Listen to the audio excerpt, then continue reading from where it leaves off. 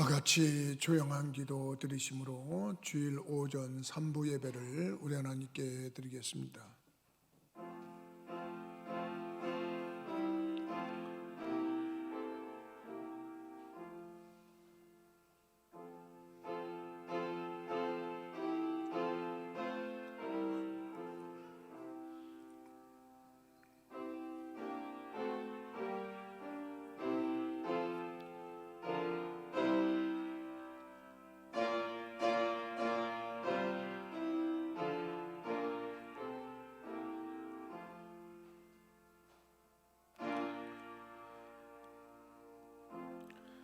예수께서 그들을 데리고 베다니 앞까지 나가사 손을 들어 그들에게 축복하시더니 축복하실 때에 그들을 떠나 하늘로 올려주시니 그들이 그에게 경배하고 큰 기쁨으로 예루살렘에 돌아가 늘 성전에서 하나님을 찬송하니라. 아멘. 사랑이 많으신 아버지 하나님, 저희들을 장중에 품어주시는 가운데 새로운 주일을 맞이하게 하시고 이렇게 하나님 앞에 모여서 존귀와 영광을 돌리게 하시니 감사를 드립니다. 오셔서 우리의 예배를 받아주시고 우리와 만나주시는 은혜를 허락하여 주옵소서. 예수 그리스도 이름으로 기도드리옵나이다. 아멘.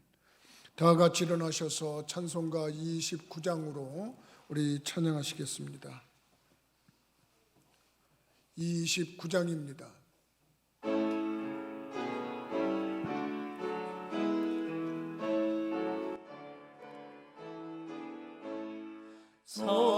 성도여 다 함께 할렐루야 아멘. 주 찬양하여라 할렐루야 아멘. 주 보좌 앞에서 택하신 은혜를 다 찬송하여라 할렐루야 아멘. 만문을 열어라 할렐루야 아멘. 온 안에 울려라 할렐루야 아멘. 인도자 되시며 친구가 되신 주 그 사랑 끝없다 할렐루야 아멘. 주 찬양하여라 할렐루야 아멘. 찬양은 끝없다 할렐루야 아멘. 거룩한 집에서 춤좀 기리며 늘 찬송 부르자 할렐루야 아멘. 만일 우리가 우리 죄를 자백하면 하나님은 미쁘시고 의로우사 우리 죄를 사하시며 모든 불의에서 건지신다 하셨습니다. 한 주간 동안의 삶을 뒤돌아보면서 하나님과 나만이 하는 목소리로 참회의 기도를 드리겠습니다.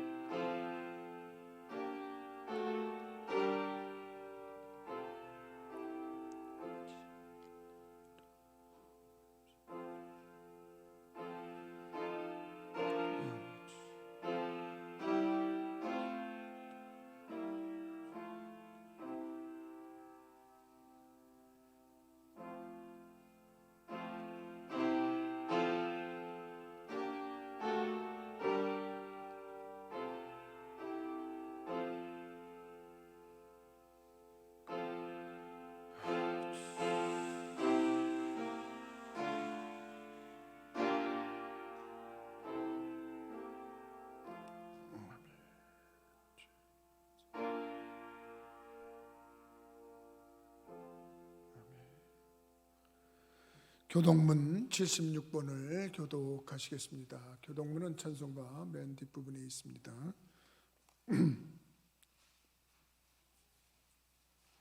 교동문 76번입니다.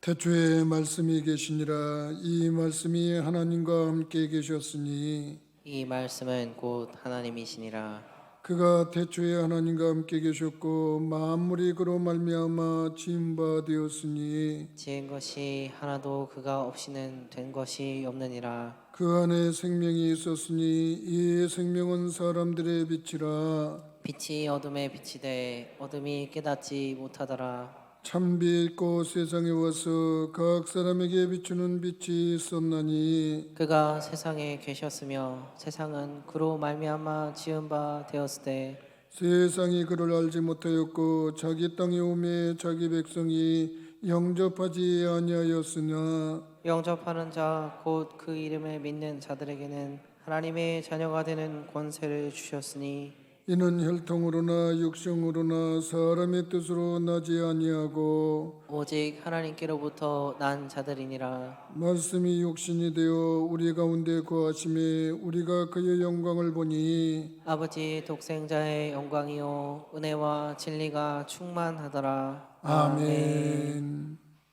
사도신경으로 신앙 고백합니다.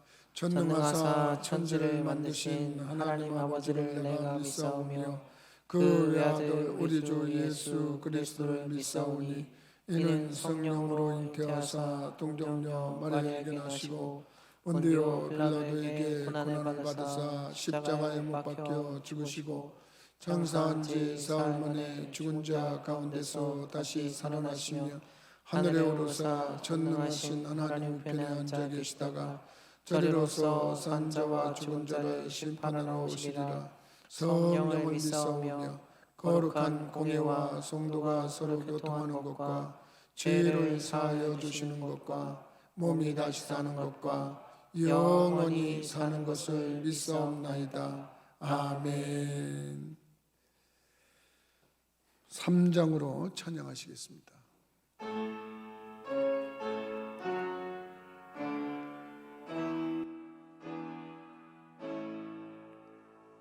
성부 성자와 성령 찬송과 영광 돌려보내세. 태초로 지금까지 또 영원 무궁토록 성삼위께 영광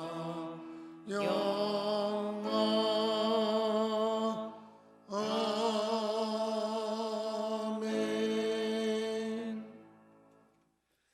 다 같이 자리에 앉으시겠습니다. 이 시간 하나님께 기도드리겠습니다. 기도드릴 때 박종주 장로님 기도 인도해 주시겠습니다.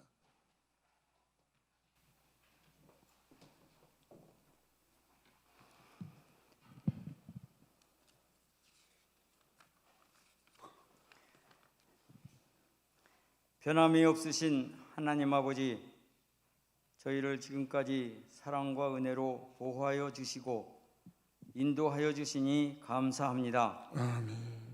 귀하고 복된 날을 저에게 주시고 하나님 아버지가 사랑하시고 축복하여 주시는 부천자단에서 예배로 영광을 돌리게 하시니 감사합니다.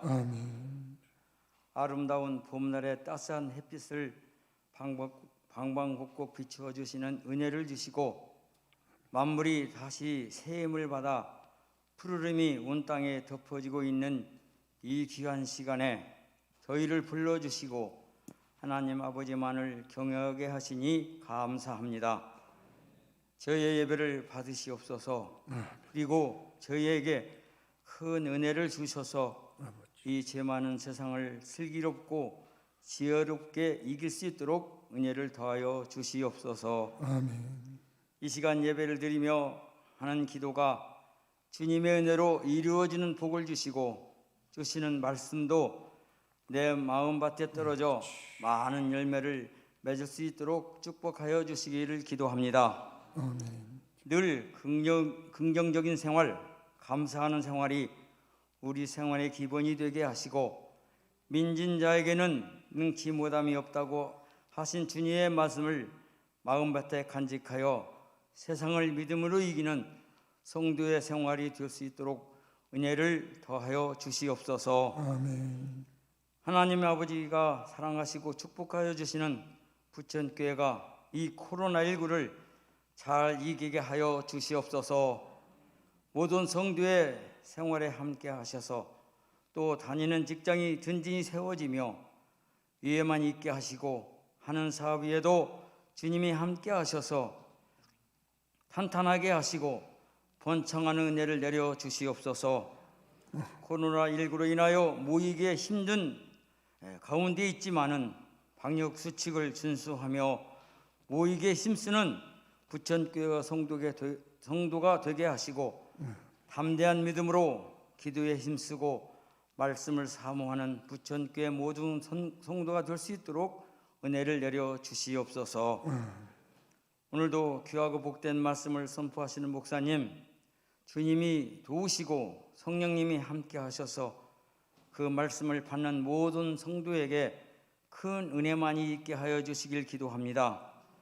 성경적이며 성령 충만한 부천교회를 인도하심에도 주님이 늘 함께 하셔서 은혜와 성령 충만한 교회로 세워주시며 모든 성도가 은혜에 받을 수 있도록 길을 인도하시는 목사님으로 또 생활에는 평안함으로 또 강건케 하시는 주님의 인도만 있게 인도하여 주시옵소서.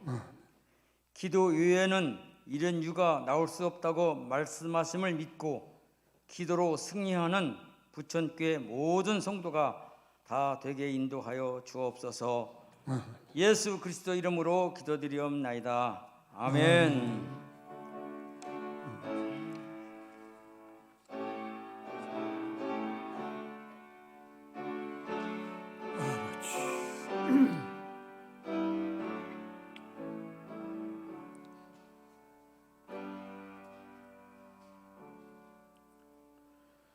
찬송가 309장으로 우리 찬양하시겠습니다.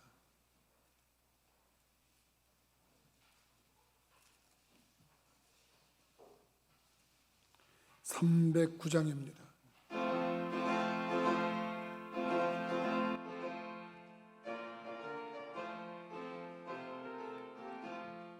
마른 내 영혼 주가 이미 허락한 그 귀한 영생수 주여 갈망합니다. 그 약속 따라서 힘써 간구하오니 오 주여 내 기도 어서 들어주소서. 예수의 사랑 예수의 사랑 바다 물결같이 내게 임하니 영광의 물결에 온전히 쌓여서 내 영혼의 기쁨 한량없도다. 주 내게 약속한 큰비 내려주시며 은혜의 저구름 건너편에 떠올라 그 귀한 징조가 내게 밝게 보이니 나 힘을 다하여 주께 간구합니다. 예수의 사랑 예수의 사랑 바다 물결같이 내게 임하니 영광의 물결에 온전히 쌓여서 내 영혼의 기쁨 한량없도다. 은혜의 소낙비 지금 흡족히 내려 구원의 큰 강물 흘러차고 넘쳐서 내 추한 모든 죄 모두 씻어버리니 나 지금 은혜를 충만하게 받았네. 예수의 사랑 예수의 사랑 바다 물결같이 내게 임하니 영광의 물결에 온전히 쌓여서 내 영혼의 기쁨 한량없도다. 그 차고 넘치는 주의 은혜의 물결 힘차게 밀려와 내게 만족합니다. 오 할렐루야로 주를 찬송하오니 내 맘의 기쁨이 항상 충만함이라. 예수의 사랑 예수의 사랑 바다 물결같이 내게 임하니 영광의 물결에 온전히 쌓여서 내 영혼의 기쁨 한량없도다. 아멘. 이 시간 우리에게 주시는 하나님의 말씀은 신약성경 요한복음 6장 5절로 13절입니다.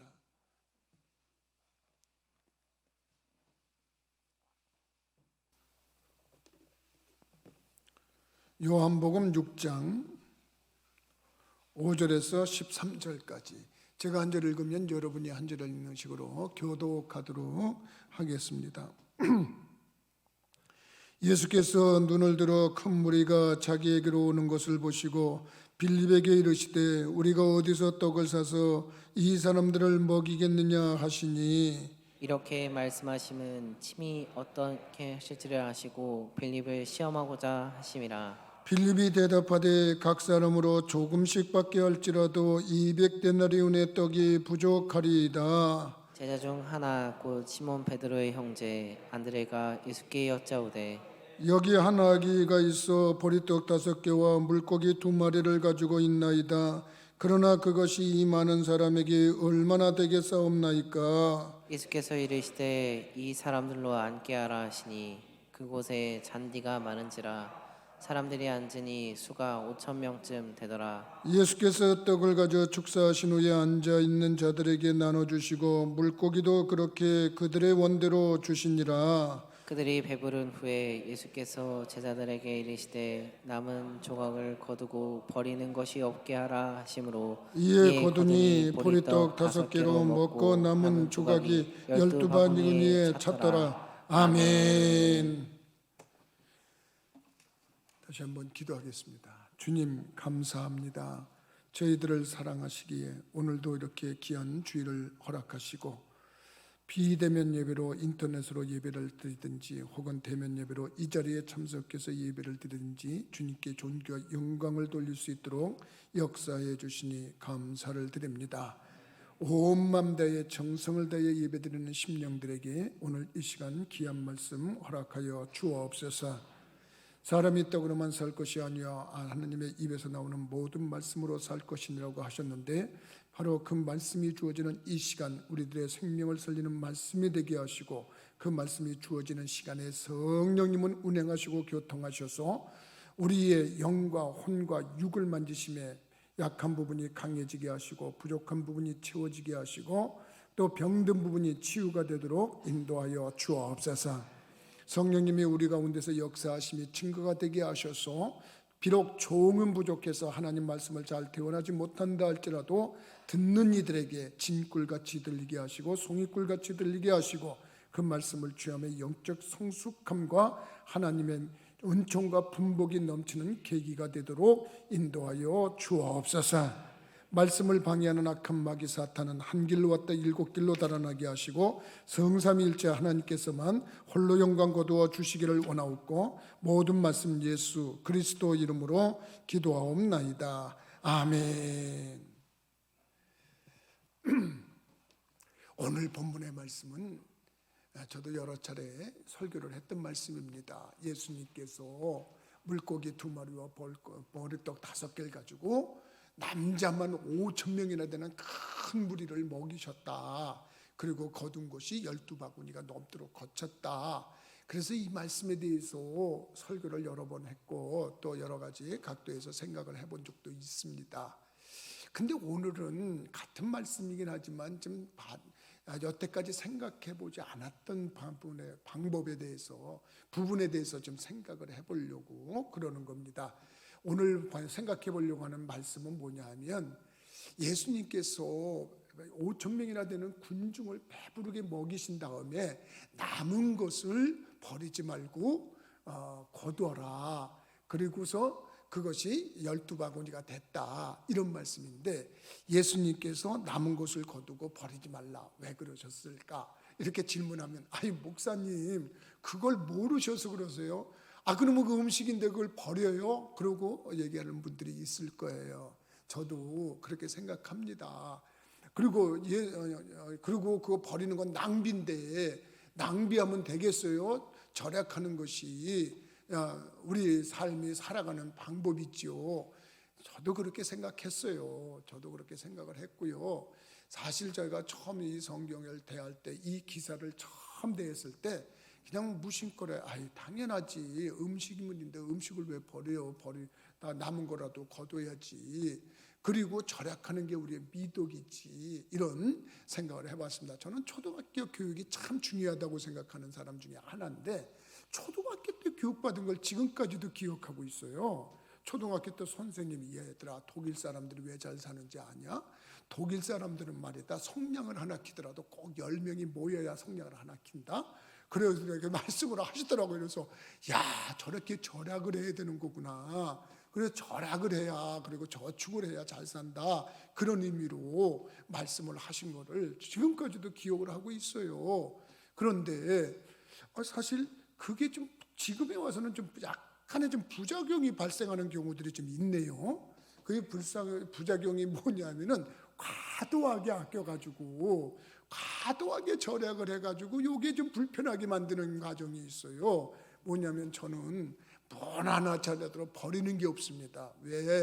왜냐하면 어려서부터 그렇게 절약해라, 그리고 아껴라, 이런 말씀을 듣고 성장했기 때문에 지금도 뭐든지 하여간 그냥 버리는 게 없습니다. 그래서 쌓아놨다가 이게 언젠가 필요할 때가 있을 거야. 그러고서 필요한 경우에 나타나면 그걸 갖다 딱 쓰면, 그러면 그렇지, 내가 이래서 아끼는 거지, 이래서 내가 이걸 버리지 않고 놔뒀던 거지, 그러는데 이러다 보니까 내 집에도 내 방도 쓰레기장이 되고 내 사무실도 쓰레기장이 되고 그런 모습입니다. 그래가지고 우리 집사람은 어쩌다 내 사무실에 오면 그냥 나도 모르게 그냥 다 갖다 버리느라고 이것저것 모아서 저것도 모아서 막 버리는 거예요.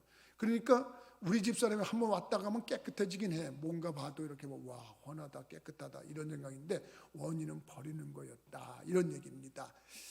그런데 정말 어느 날 보니까 이 과도하게 절약해가지고 부작용을 이룬 심각한 사람이 또 TV에 한번 나오는 걸 제가 보게 됐네요.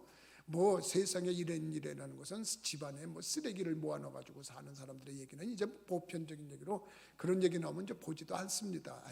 그런 사람도 있겠지. 그런데 이번에는 아름다운 그 외모가 있는 여인에 대한 얘기가 나왔어요. 우연히 TV를 틀다 보니까 어떤 여인이 대한 기사인데, 이렇게 보니까 프로그램인데 어떤 여인인데 이 여인은 집을 두드려가지고, 아무 집이나 두드려가지고 이제 태어난 지 얼마 안 된 애를 데리고서 다니면서 동냥을 하는 거예요.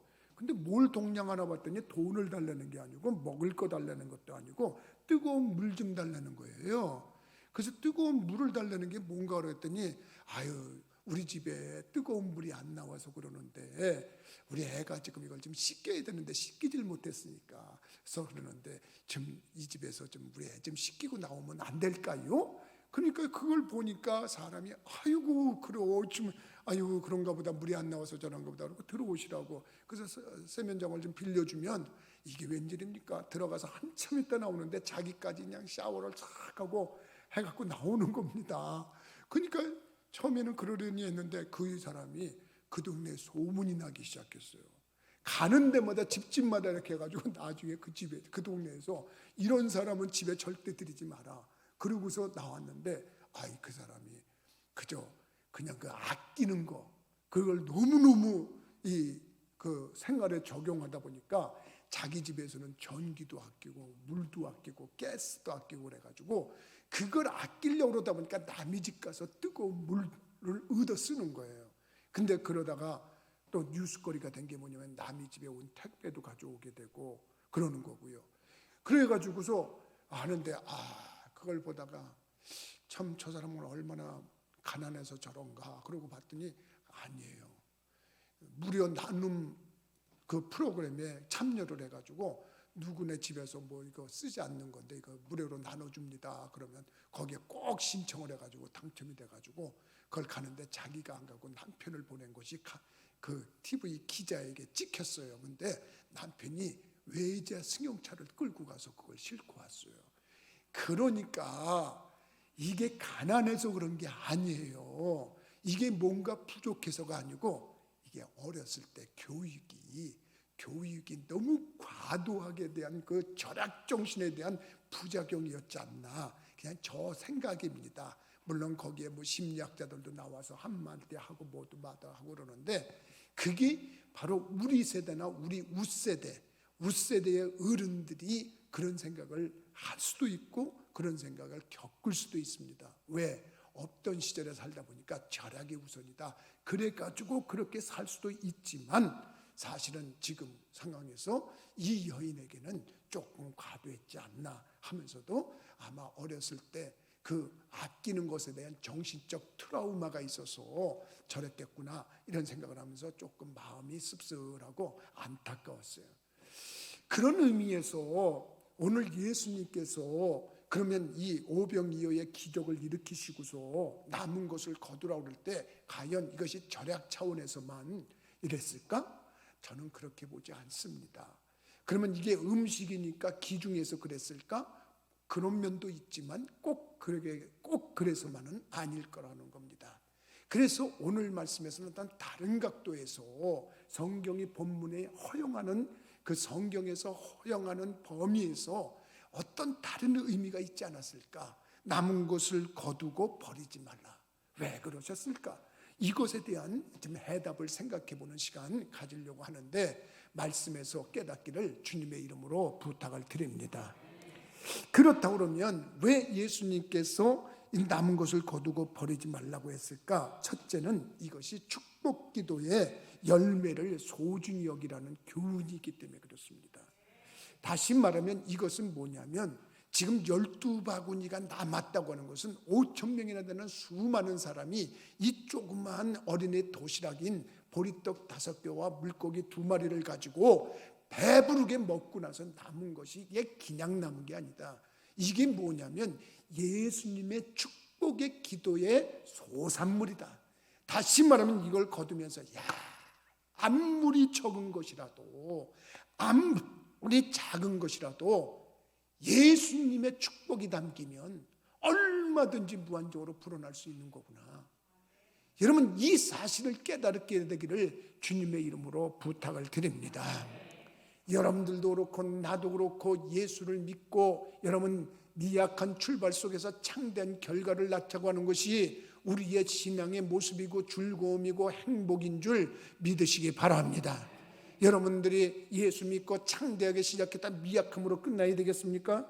나는 그렇게 생각하지 않습니다. 보리떡 5개와 물고기 2마리지만 이것을 가지고 하늘을 우러러 축사하셨다고 오늘 본문 11절에 분명히 말씀하고 있습니다.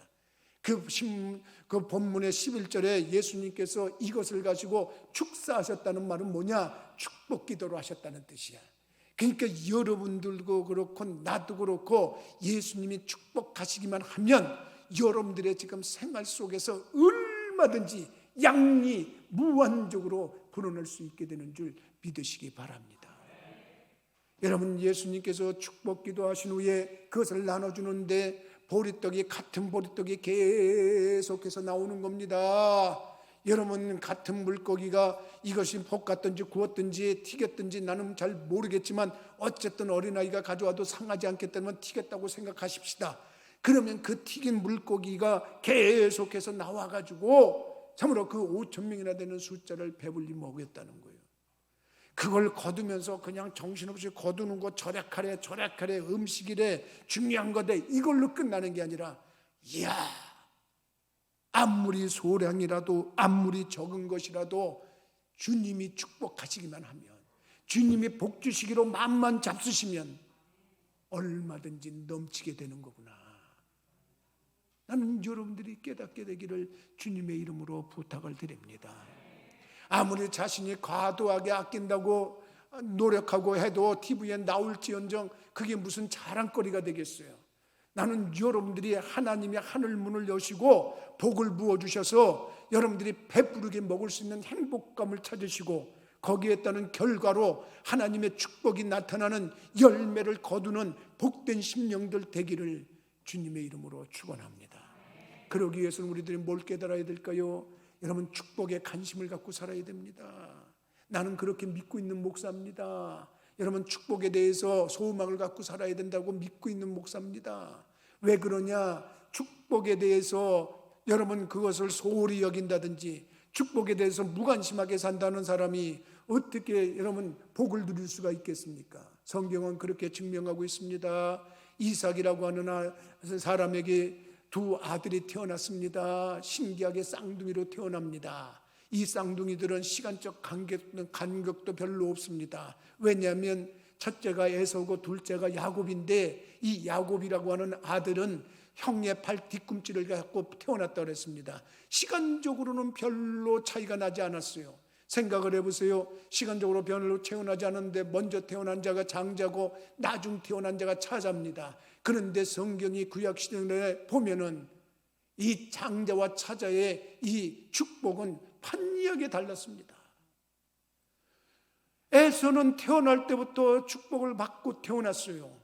근데 이 에서라고 하는 사람은 축복에 관심이 없었어요. 축복을 소중하게 여기지 않았어요. 축복을 귀중히 여기지 않았어요. 축복에 대해서 소망도 갖지 않았어요. 그러니까 자기가 가지고 있는 것조차도 귀중히 여기지 않고 있다가 이걸 잃어버리게 되는 비극을 초래합니다.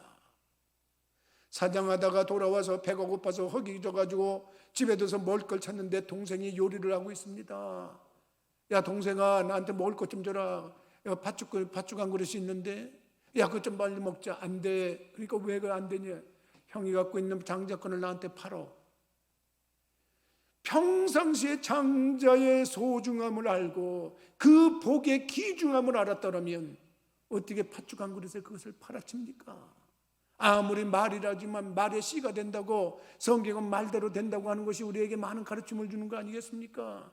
그랬더니 이 에서는 축복에 대해서 전혀 관심이 없었어요. 소중하게 생각하지 않고 귀중하게 생각하지 않았어요. 그랬더니 그래 네가 가져라. 그리고서 그냥 그 장자의 축복을 그냥 팔아쳤습니다.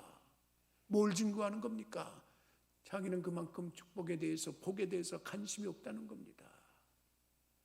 그런데 반대입니다. 야곱은 태어나면서부터 복에 대해서 열망했던 사람입니다. 복에 대해서부터 소망을 가지고 더 살았던 사람입니다. 그래가지고 어떻게 하면 복을 받을까, 어떻게 하면 복을 받을까, 어떻게 하면 내가 복된 사람이 될까를 생각하고 있다가 성장하게 되는데, 어머니의 도움을 받아서 아버지가 축복권을 갖고 있는 족장이자 제사장이자 참으로 가장인데, 아버지가 이제 세상 떠나기 전 자식에게 축복으로 모든 걸 이양하고 싶어 할 때에 그는 어머니의 도움을 받아서 아버지의 축복 기도를 받아칩니다.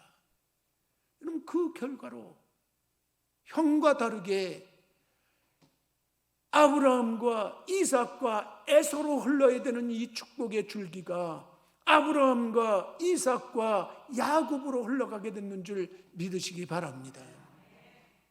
왜 예수님께서 참으로 이 12바구니의 음식을 거두라고 말씀하셨냐? 너희들이 인생을 살아가면서 이 축복의 열매로 거둔 이 소산물이 이렇게 중요함을 깨달아야 된다. 그러니까 믿음 생활을 하면서 인생을 살아가면서 하나님이 복 주시는 것에 대해서 관심과 소중함과 귀중함을 갖고 살려고 하는 엄연한 교훈이 그 절에 담겨 있는 줄 믿으시기 바랍니다. 야곱만 그렇습니까? 축복권 있는 사람이 축복해 주는 것이 너무나 중요한 것이라는 걸 야곱만 깨달았습니까? 아닙니다. 여러분, 한나라고 하는 여인은 자식을 낳지 못해서 너무나도 어렵고 힘든 상황 속에 있었을 때에 하나님의 제단에 가서, 하나님 왜 저에게는 자녀가 없어서 이 서러움을 받아야 되나요? 후처가 나를 이렇게 억울하게 합니다. 나를 너무나 힘들게 합니다. 하나님 뜻이 계시면 아들을 주시옵소서. 만약에 아들을 주신다 그러면 내가 그 아이에게 삭도를 대지 않고 그저 하나님께 바쳐서 하나님 일하도록 하겠습니다. 그리고 엎드리면서 기도를 했더니 엘리라고 하는 제사장이 보다가 한 여자가 술에 취해가지고 와서 술 주정하는 것처럼 오해를 합니다. 그래서 한마디 했는데 이 여인이 나는 술 먹고 그러는 것이 아니라 참으로 너무나도 서러움이 많아서, 너무나도 억울함이 많아서 지금 하나님께 탄원하고 기도하는 중입니다. 그랬더니 엘리 제사장이 아이고 미안하네, 자네에게 하나님께서 복 주시기를 원해서 필요한 아들을 주시기를 원하네. 그리고 한마디 쭉 던진 축복의 말이 그대로 그에게 임해서 그 다음에 사무엘이라고 하는 귀한 아들을 얻게 됐는 줄 믿으시기 바랍니다. 여러분, 그 아들만 얻은 게 아니고 성경에 기록되기를 그 아들 이후에 사무엘의 동생이 더 많이 태어났다고 성경은 증명하고 있어요. 왜 그랬습니까? 축복에 대한 열망이나 축복에 대한 소망이나 축복에 대한 소중함을 깨닫는 자에게는 반드시 거기에 하나님의 축복이 넘치게 되는 줄 믿으시기 바랍니다. 하나님이 함께하는 사람은 여러분 하나님의 축복이 임하게 돼 있어요. 하나님이 함께하는 사람은 남이 저주하려도 저주가 임하지 못해요. 이스라엘 백성들은 하나님이 복을 주셔서 가는 데마다 무적으로 무찌르고 나갑니다. 발락이라고 하는 왕이 이스라엘 백성들이 두려우니까 아이고 저걸 어떻게 하면 좋을까. 그러다가 이 왕은 또 특이합니다. 제사장이 축복하면 축복이 임한다는 것도 믿지만 저주하면 저주도 임한다는 걸 믿었던 왕입니다. 그래서 발람이라고 하는 제사장을 불러다가 저 민족에게 좀 저주 좀 해주시오. 그리고 불러댔습니다. 그 정도 믿음이면 그 사람을 저주하라고 할 게 아니라 나를 좀 축복해 주시오. 이랬으면 좀 몰랐을 겁니다. 근데 감히 하나님과 함께하는 백성은 이스라엘 백성들에게 저주를 부어달라고 얘기를 하니 하나님이 이를 허락지 않았어요. 그래서 발람이 그걸 못한 겁니다. 나는 여러분들도 그렇고 나도 그렇고 할 수만 있으면 누구를 축복하고 누구를 위하는 말을 할지언정 저주하려고 하는 생각을 갖지 않기를 주님의 이름으로 부탁을 드립니다. 그럼 그걸 깨달아야 돼요. 결과적으로 어떻게 됐습니까? 우리들이 생각할 때 예수님이 그런 말씀을 하셨어요. 예수님께서도 너희들이 어느 집에 들어갈 때는 그 집을 위해서 축복 기도해라. 그 가정에 평강이 임하도록 기도를 해라. 그리고 복에 대해서 간구할 것을 가르쳐 주셨어요. 그리고 한마디 던지셨어요. 그 집에서 받을 만하면 그 복이 그 집에 임하지만 그 복이 임하지 못할 자격이면 네가 본 복이 너한테로 돌아온다. 믿으시면 아멘 하십시다. 그러니까 여러분들도 그렇고 나도 그렇고 신앙생활 하면서 축복에 대해서 귀중함을 알고 소중함을 알고 여러분들이 깨달아서 그 귀중한 그 축복의 신앙 간직하고 소망하기를 주님의 이름으로 부탁을 드립니다. 그러기 위해서 우리는 축복에 대해서 열망해야 돼요. 어떻게 보면 복에 대해서 우리들이 관심을 가져야 돼요. 누가 우리들이 복에 대해서 생각한다 그러면 그것을 저급한 신앙으로 말하고 있는데 성경은 그렇잖아요. 예수님께서 이 땅에서 떠날 때 하늘로 올라가실 전에도 모든 백성들에게 축복하시고 떠나셨다고 분명히 마가복음 지을 끝에도 그렇게 설명을 하고 있습니다. 누가복음 지을 끝에도 그렇게 설명하고 있습니다. 그러니까 항상 여러분이나 나나 믿음 생활하면서 축복에 대한 소망을 가지고 사시기를 주님의 이름으로 부탁을 드립니다. 두 번째는 왜 남은 것을 거두고 버리지 말라고 그랬을까? 여러분 물론 절약이요 음식이요 다 중요하지만 여기서 주님께서 우리에게 요구하시는 은밀한 뜻은 또 이런 것이 있습니다. 감사 기도의 산물을 소중히 여기라는 뜻인 줄 믿으시기 바랍니다. 여러분 축사하셨다, 예수님이 그 음식을 가지고 축사하셨다는 것은 이스라엘 백성들이면 가장들이 늘 식사하기 전에 하는 행위라고 합니다. 그게 무슨 얘기입니까? 여러분들 그렇게 안 합니까? 여러분들 이 땅에서 식사할 때 식사 전에 식사 기도가 안 합니까? 이것은 바로 식사 기도입니다.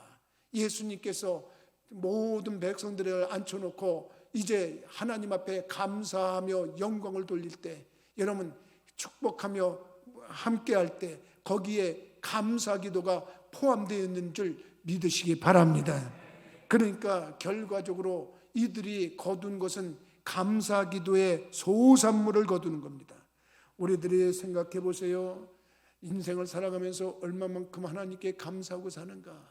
우리들이 생각할 때 우리들이 감사 기도를 얼마만큼 하는가? 예수님도 제자들이 기도를 가르쳐 달라고 그럴 때 주기도문을 가르쳐 주셨어요. 예수님도 또 스스로 기도하는 모습을 많이 보여주셨어요. 그런데 오늘도 그 기도하는 모습을 보여주신 겁니다. 이 음식을 주신 걸 감사합니다. 아마 예수님께서 축사하셨다고 하는 말 속에는 이 음식을 제공한 어린이를 위해서 축복했을 거예요. 그리고 이 음식을 먹는 사람들에게 축복했을 거예요. 그리고 이 음식을 먹게끔 하신 하나님께 감사했을 거예요. 여러분, 오늘 아침 여러분들이 식사하고 왔을 터인데 그 식사할 때 감사 안 했습니까? 여러분들이 그 감사의 기도를 우리 하나님께서 받으시고 더 큰 감사거리를 허락하시는 분이 우리 하나님이신 줄 믿으시기 바랍니다. 우리들은 이상합니다. 참으로 하나님께 기도를 드리려면 저를 포함해서 모든 이들이 거의 다 그렇습니다. 요구사항만 말씀드립니다. 하나님 이것도 이렇게 해주세요, 저것도 이렇게 해주세요. 그리고 기도합니다. 저도 제 기도를 분석해 보니까 95%는 그런 것 같습니다. 또 새벽에 성도들을 위해서 기도합니다. 아무개 성도님을 생각하면 살면서 기도하면서 하나님 이걸 이렇게 해주셔야 되겠어요, 저걸 저렇게 해주셔야 되겠어요. 그리고 요구사항을 잔뜩 말씀드립니다. 근데 과연 기도하면서 내가 하나님께 감사하는 기도는 얼만큼 되는가? 여러분들은 감사하는 내용의 기도를 얼만큼 합니까? 예수님께서 참으로 말씀하시면서 우리들에게 감사하라, 그 성경 말씀에도 범사에 감사해라, 감사하는 것이 유익한 것이다, 이렇게 말씀을 하고 있는데, 할 수만 있으면 여러분들이 감사할 때 우리 하나님 기뻐하시고 더 큰 감사하여 더 많은 감사거리를 허락하는 줄 믿으시기 바랍니다. 감사하면 더 유익한 걸 받지만 감사를 받고도 어떻게 보면 그것을 참으로 배신을 할 때는 해가 임하는 거예요. 성경에 그 증인이 하나 있습니다. 한국말로 말하면 이름을 미련한 놈이라고 하는 이름을 가진 자가 있습니다. 내가 우리 부천교회 교인들한테 때 그 사람을 몇 번 소개를 했습니다. 지금 생각나는 이름 여러분들 기억, 이렇게 하면 그 사람 이름이 뭐다 이렇게 생각나는 사람들은 성경을 좀 봤거나 들었거나 공부한 사람들입니다. 우리나라 이름 뜻으로 하면 미련한 놈, 어떻게 사람의 이름에다가 미련한 놈이라는 이름을 짓까요? 그런데 이 사람의 이름은 성경에 나발이라고 기록이 되어 있습니다. 그 부인은 아비가일이라고 합니다. 이 사람의 직업은 목축업입니다. 광야에서 목축업을 하고 있는데 양을 키우고 소를 키우고 가축을 키우는데 이를 옆에서 호위병처럼 도와준 사람이 있습니다. 누굽니까? 다윗입니다. 다윗과 그 부하들이 그를 안전하게 지켜줬습니다. 그러니까 뭐 하나 피해를 당하지 않고 강도나 도둑들이나 적들에게 피해당하지 않고 그걸 잘 보호받으면서 잘 컸습니다. 어느 날입니다. 다윗과 다윗 군대들이 그들이 이제 양털을 깎으면서 이제 돈을 버는 그런 때가 왔다는 겁니다. 수입이 생길 때란 뜻이겠지요. 그런데 그때 이 다윗이 그 부하를 시켜서 그 나발한테 사람을 보냅니다. 야, 가서 내 이름을 대고 우리 좀 먹을 양식 좀 조금만 좀 보내라고 좀 해봐라. 아마 잘 보내줄 거다. 그리고 다윗이 몇 사람을 보냈습니다. 그래서 부하들이 가가지고 아이고 어떻게 잘 되십니까 사업이? 그랬더니 네 이렇게 하고 나와야 되는 누구십니까? 이러고 나오는 겁니다. 저 우리 주인께서 저 다윗 어들께서 이렇게 좀 우리들 먹을 양식을 좀 보내달라고 그러는데 가능하시겠습니까? 그랬더니 아이고 그러면요, 아이고 우리가 진 신세가 얼만데 얘 그렇게 해드려야죠. 그러면은 이게 사람인데 거기서 시치미를 뚝 떼는 겁니다. 나 그런 사람 모릅니다. 그리고 거기다 한마디 더 보탭니다. 이세의 아들이 누굽니까? 그리고 당신들이 누군지 내가 어디서 왔는지도 모르는데 내가 뭘 줄 수가 있겠습니까? 그리고서 무시를 합니다. 얼굴이 뜨뜻해진 다윗의 부하들이 돌아옵니다. 아니 가서 이름만 대면 알아주실 거라고 그랬는데 이름 됐더니 모른다고 그러더만요. 그리고 못 주겠다고 그럽니다. 길에 다윗이 크게 분개가 일어났습니다. 이런 배은망덕한 인간이 있나?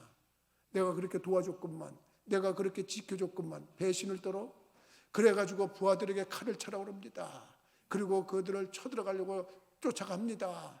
근데 그 소식을 들은 그 나발의 그 종이 그 부인에게 얘기를 합니다. 아비가일이라는 그 아내에게 얘기를 해서 지금 다윗이 저렇게 화가 나가지고 쳐들어오고 있습니다.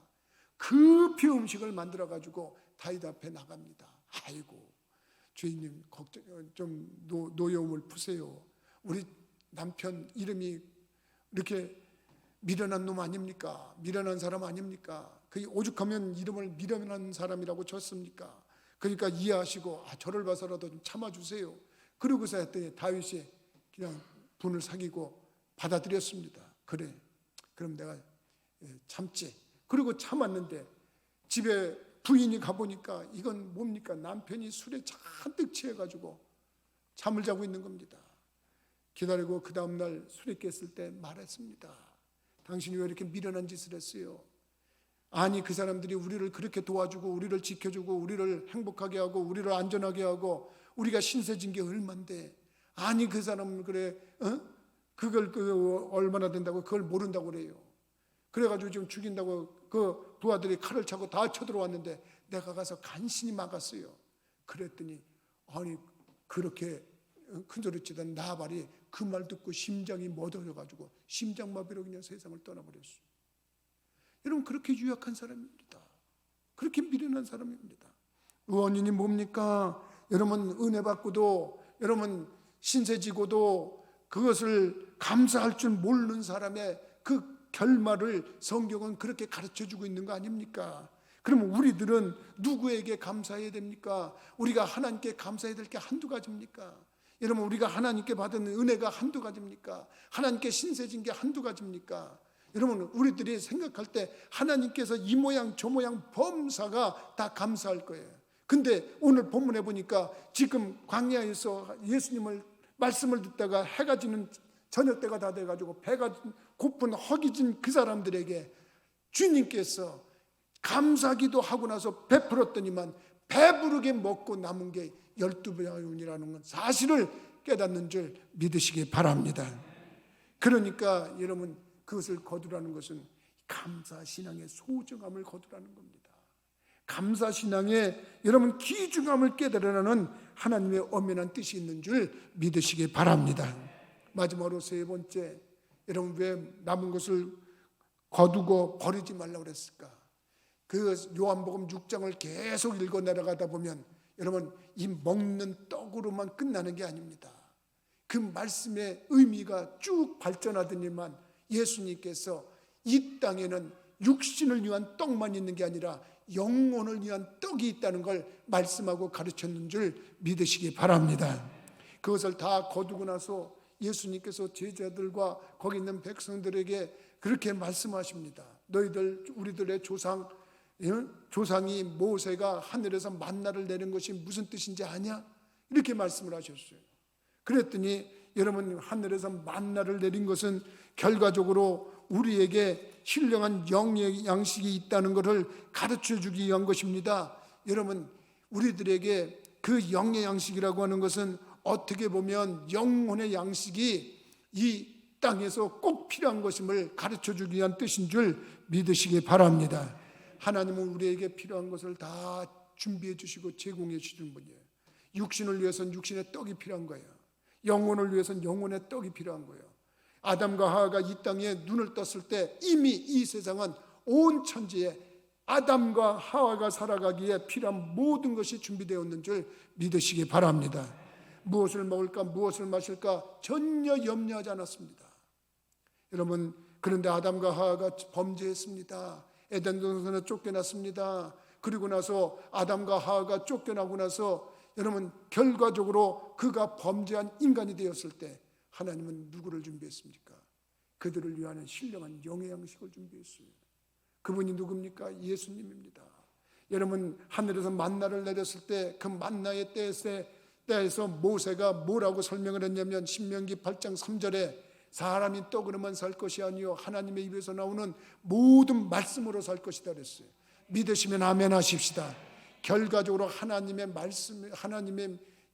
말씀이 우리의 영의 양식이라는 거예요.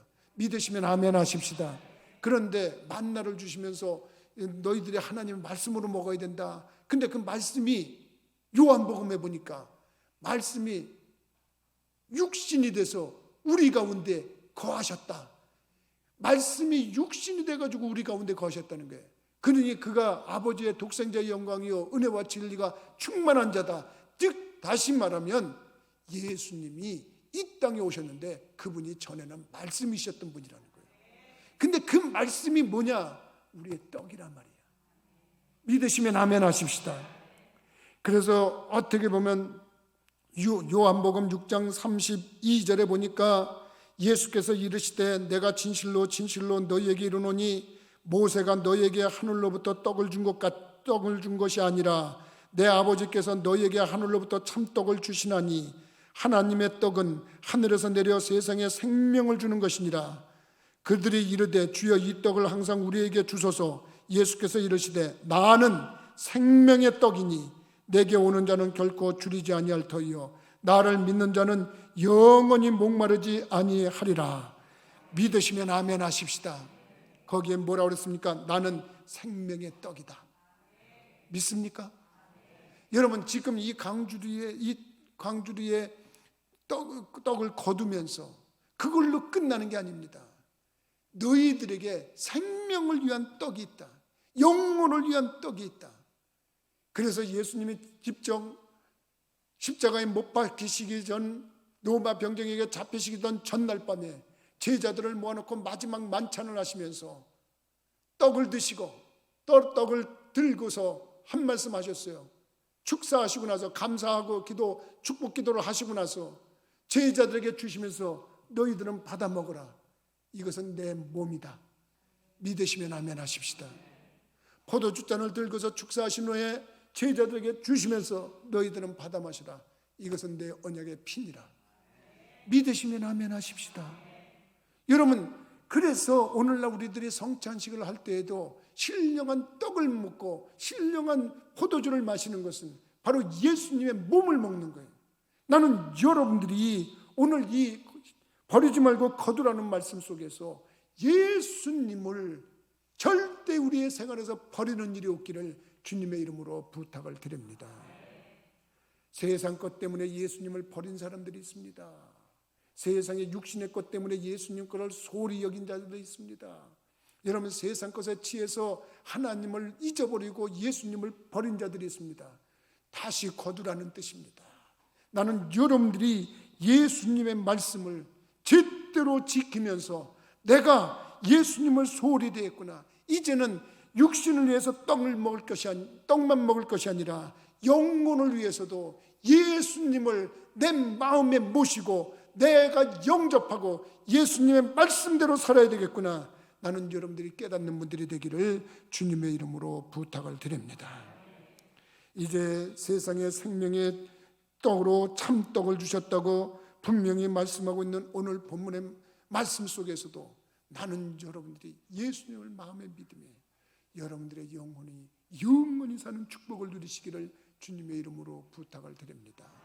이 땅에서는 주는 떡은 이 땅에서의 생명을 연장하는 데 필요한 겁니다. 그런데 예수님의 몸과 피는 우리의 생명이 영원히 사는 영생에 필요한 그 귀한 음식인 줄 믿으시기 바랍니다. 그래서 여러분들이 예수님을 마음에 영접하고 예수님을 믿고 의지할 때 여러분들의 영혼이 사는 겁니다. 오늘 남은 것을 거두고 버리지 말라. 여러분 축복에 대한 열망, 축복에 대한 신앙, 축복 기도에 대한 그 의미를 생각하라는 뜻이고 감사의 신앙, 감사의 기도의 의미를 생각하라는 것이고 영적인 음식을 생각하라는 영적인 떡이 되시는 우리의 예수님 생각하라는 말씀인 줄 믿고 풍성하게 결말을 맺으시는 그 주님의 은총을 누리는 분들이 되기를 주님의 이름으로 부탁을 드립니다. 오늘 본문의 말씀은 그래서 저희가 배불리 먹고 남은 것이 12바구니라고 했습니다. 배불리 먹었다는 것은 풍요의 언어입니다. 여러분들의 영혼에도 풍성한 축복이 열매 맺고 어디를 가도 풍요를 누리며 하나님을 영광롭게 하는 복 있는 심령들이 되기를 주님의 이름으로 부탁을 드립니다. 기도하시겠습니다. 거룩하신 아버지, 전능하신 하나님, 우리들이 그저 절약 차원에서 음식 차원에서만 귀중한 것으로 생각했던 부분이 이제는 축복 기도의 소중함을 깨닫게 하시고 감사 기도의 소중함을 깨닫게 하시고 영생의 떡이 있음을 소중하게 깨닫게 하시는 교훈이 있다는 걸 깨달았사오니 우리들의 삶 속에서 이 땅의 삶을, 이 땅의 생명을 유지하는 데 필요한 육신의 떡만이 아니라 영원한 생명을 유지하는 데 필요한 예수님을 우리가 영원히 마음에 모시고 살아갈 수 있도록 인도하여 주옵소서. 예수님과 동행하고 동조하고 동업하며 살 때에 우리의 삶이 이 땅에서뿐만 아니라 영원한 세상에서조차 복된 삶을 누린다는 것을 깨닫고 주님과 참으로 동행하는 믿음의 심령들이 되게 하여 주옵소서. 예수 그리스도 이름으로 기도드리옵나이다. 아멘. 찬송가 205장으로 우리 찬양하시면서 준비하신 예물을 드리겠습니다. 205장입니다.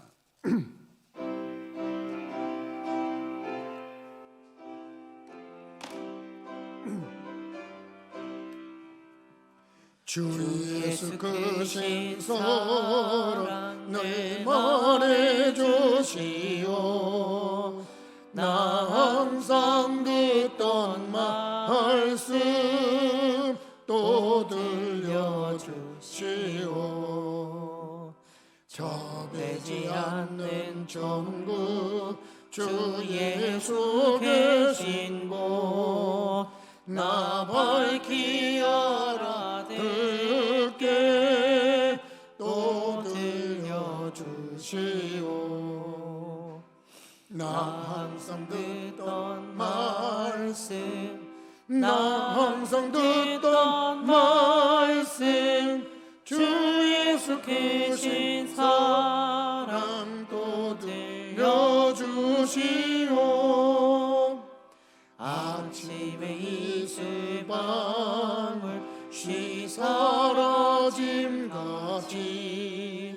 내 기억 부족하여 늘 잊기 쉬우니 잘 알아듣기 쉽게 내 말해 주시오. 날 구속하신 사랑 또 들려주시오. 나 항상 듣던 말씀 나 항상 듣던 말씀 주 예수 크신 사랑 또 들려주시오. 주 예수 나를 위해 이 세상 오셔서 날 구속하시는 은혜 말하여 주시오. 나 같은 사람 위해 주 보혈을 렸네. 이 복스러운 말씀 또 들려주시오. 나 항상 듣던 말씀 나 항상 듣던 말씀 주 예수 크신 사랑 또 들려주시오. 이 세상 헛된 영화 날 미혹할 때에 주 예수 크신 사랑 늘 들려주시오. 천국의 빛날 영광 내 눈에 비칠 때 주 예수 크신 사랑 또 들려주시오. 나 항상 듣던 말씀 나 항상 듣던 말씀 주 예수 크신 사랑 또 들려주시오. 아멘. 기도합니다. 천지 만물을 창조하시고 인간의 생사복을 주관하시는 여호와 하나님 아버지, 저희들이 예배드리면서 예물을 봉헌했습니다. 저희들이 드린 예물에는 우리의 믿음이 담깁니다. 감사가 담겼습니다. 소망이 담겼습니다. 기쁘게 흠양하시고 하늘의 신령한 복과 땅의 기름진 복으로 누르고 흔들어 능히 넘치게 부어 주옵소서. 소득의 11조 예물을 드립니다. 축복의 신앙의 소중함을 깨닫고 믿음으로 드린 심령들에게 하늘문을 열고 싸울 것이 없도록 복을 받는다고 언약하신 것과 또 참으로 포도열매의 기한 전에 떨어짐이 없게 해준다는 것과 황충을 금해 주신다는 것, 주님께서 이방인들에게 복 있는 사람이라고 일컫게 해준다고 하신 그 언약이 그대로 성취되도록 인도하여 주옵소서. 특별히 건강의 복과 평강의 복과 기도응답의 복을 주시고 자녀들 가족들 잘되는 복을 역사하셔서 주위 사람들이 보고 복받은 사람들이라 일컫도록 인도하여 주옵소서. 감사해서 감사로 영광을 돌린 심령들입니다. 감사의 소중함을 알기에 예물로 감사를 표현한 심령들에게 적은 감사가 큰 감사가 되게 하시고 적은 감사가 많은 감사가 되게 하셔서 그 복이 자자손손 이어지게 하여 주옵소서. 생일 맞은 것이 감사해서 감사의 예물로 표현한 심령들이 있습니다. 이 땅에 출생한 것도 감사하고 지금까지 지나온 것이 주의 은혜라 감사해서 예물을 드렸사오니 생일 이전보다 생일 이후가 30배, 60배, 100배의 축복을 누리게 하시고 하나님이 영원히 함께하는 임마누엘의 복과 필요한 것을 그때그때 예비해 주시는 여호와 일의 복이 끊이지 않도록 우리 하나님이 역사하여 주옵소서. 또한 아버지 하나님 선교의 물과 건축 예물을 드리는 심령들이 있습니다. 하나님 나라 확장 사업을 위해서 예물을 별도로 드리는 심령들의 그 믿음을 보시고 하늘문을 여셔서 그들의 직장생활, 경제활동이 전혀 피곤하지 않게 힘들지 않도록 우리 하나님 역사하여 주옵소서. 직장생활뿐만 아니라 사업을 하고 있는 심령들에게는 그 경제활동에서 앞서가는 즐거움과 머리대는 즐거움과 위에 있고 아래 있지 아니하는 즐거움이 나타나도록 인도하여 주옵소서. 더 나아가서 아버지 안에 소원 예물과 일천번제 예물을 드리는 심령들이 있습니다. 막힌 문제를 헐어주실 수 있는 분, 묶인 문제를 풀어주실 수 있는 분이 하나님이심을 믿고 예물로 간구하오니 주님께서 역사하셔서 저들의 고민과 걱정과 근심이 해결되도록 인도하여 주옵소서. 일천번제 예물은 기도 제목에 응답되는 예물이요 기도 제목에 포함되지 않은 것도 챙겨주시는 예물이라 믿고 드리는 귀한 심령들이 오니 주님께서 체험적인 신앙이 날마다 고백과 간증으로 나오게 하여 주옵소서.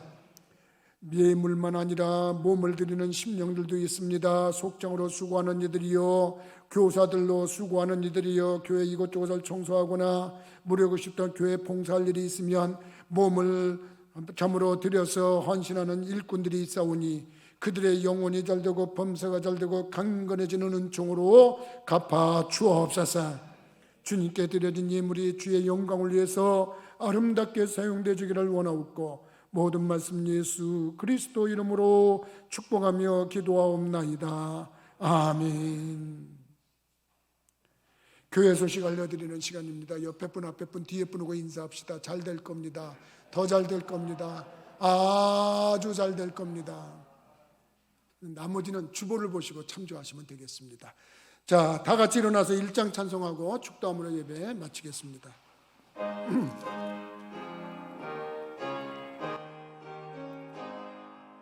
만복의 근원 하나님 온 백성 찬송 드리고 저 천사여 찬송하세 찬송 성부 성자 성령 아멘.